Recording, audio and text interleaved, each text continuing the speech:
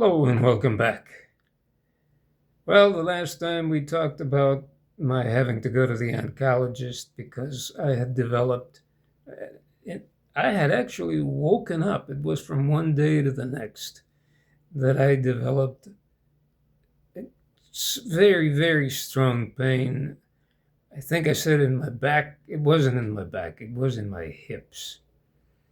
And I thought, well, I don't want to live any longer than I have to. If you remember, I mentioned that. But I'm not going to be putting up with this searing pain. So I'm going to go to an oncologist, and he should be able to give me something to take care of this pain because I can't stand it. So my friends took me to the oncologist, and the oncologist looked at me and said, well, I can certainly help you with your pain, but I can also give you something to extend your life. Prostate cancer is even though your specific type of prostate cancer is a very aggressive one, I can still give you something that will extend your life for a few months to maybe over a year. Are you sure you don't want me to give you something like this? And I said, no.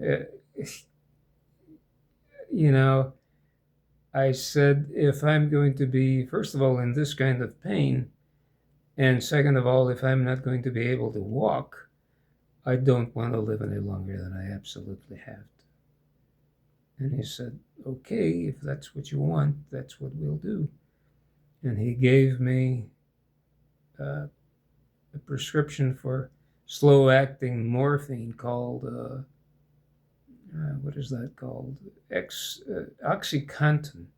And then for breakthrough pain, which is the pain that you get after you take your slow-acting morphine. If you still get periods of pain, you can take this other fast-acting pain. He prescribed that, and then he sent me to a radiotherapist who started giving me radiotherapy in my hips. I was also praying a lot, praying for guidance and praying that I wouldn't have this pain. And I don't know, something told me that I should change my mind and decide to live as long as possible, not just let myself die. That feeling was so strong that at my next visit, I told the oncologist that I was going to take his offer of he was giving me medications to live longer. And he gave me an injection. It consisted of one injection every 3 months of a medication that was going to bring my testosterone to zero or close to zero, because prostate cancer is very related, closely tied to the level of testosterone that a man has in his body. So if the level of testosterone in a man's body is brought down as close to possible to zero, the prostate cancer that man has is very reduced.